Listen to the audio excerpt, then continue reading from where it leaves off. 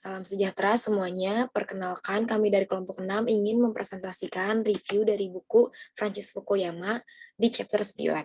Sebelumnya, ini anggota kelompoknya, disusun oleh Aldiar Divi, Kalista Paramasti, Demerlinda Yustina, Niputu Indah Junita Lestari, dan Raja Sahal Muzaki. Pembahasan ketidakpuasan masyarakat liberal menyangkut ketidakmampuan mereka untuk menyajikan visi identitas nasional. Ketidakmampuan lain yang ditimbulkan oleh masyarakat liberal adalah ketidakmampuan mereka untuk menyajikan visi identitas nasional yang positif kepada warganya. Teori liberal memiliki kesulitan besar untuk menggambarkan batas-batas yang jelas di sekitar komunitasnya sendiri, dan menjelaskan apa yang harus dibayar kepada orang-orang di dalam dan di luar batas itu. Yurisdiksi teritorial suatu negara harus sesuai dengan wilayah yang ditempati oleh kelompok individu yang menandatangani kontrak sosial. Kebutuhan akan kerjasama internasional semakin nyata, mulai dari isu-isu seperti pemanasan global, hingga memerangi pandemi, hingga mengatur keselamatan udara. Tetapi tetap menjadi kasus bahwa suatu bentuk kekuatan tertentu, kemampuan untuk menegakkan aturan melalui ancaman atau penggunaan kekuatan yang sebenarnya tetap berada di bawah kendali negara-negara nasional. Selanjutnya, kaum liberal banyak yang tidak menyukai keterikatan partikularistik kaum nasionalis. Banyak kaum liberal tidak menyukai keterikatan partikularistik kaum nasionalis dan percaya bahwa mereka adalah dalam tanda kutip warga dunia. Tidak ada teori liberal yang jelas tentang bagaimana batas-batas negara harus ditarik. Hal ini menyebabkan konflik intraliberal atas separatisme daerah seperti Quebec, Skotlandia, dan Catalonia, serta ketidaksepakatan atas perlakuan yang tepat dari imigrasi dan para pengungsi. Kekuasaan negara didasarkan pada kontrak sosial antara individu-individu otonom.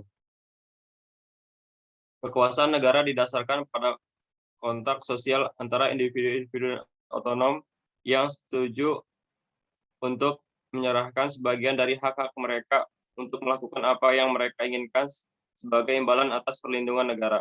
Ini dilegitimasi baik oleh penerimaan hukum secara umum, dan jika itu adalah demokrasi liberal melalui pemilihan umum, hak liberal tidak ada artinya jika tidak dapat ditegakkan oleh negara. Yang menurut definisi terkenal Max Weber, merupakan monopoli kekuatan yang sah atas wilayah yang ditentukan. Jika aturan dilanggar, mereka pada akhirnya masih bergantung pada kapasitas koesif negara-negara yang memberdayakan mereka. Acquis communautaire serikat.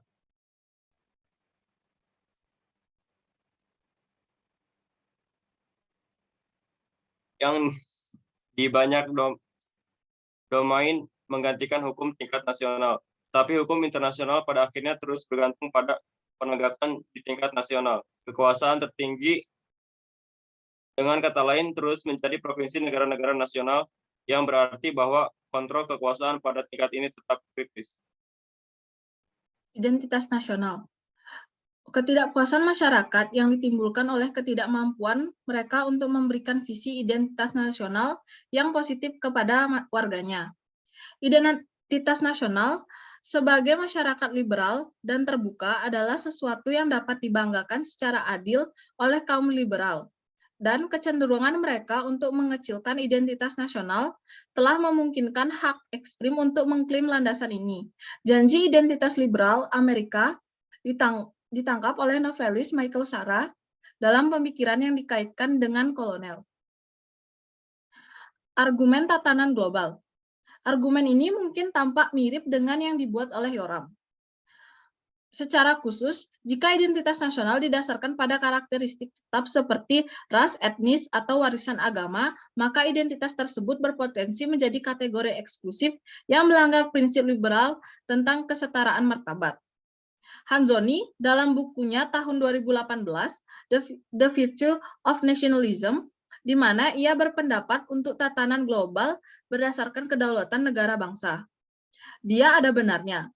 Dalam peringatan terhadap kecenderungan negara-negara liberal seperti Amerika Serikat untuk melangkah terlalu jauh dalam berusaha untuk membuat kembali seluruh dunia dalam citra mereka sendiri. Tetapi dia salah dalam berasumsi bahwa negara-negara adalah unit budaya yang dibatasi dengan jelas, dan bahwa tatanan global yang damai dapat dibangun dengan menerima mereka apa adanya.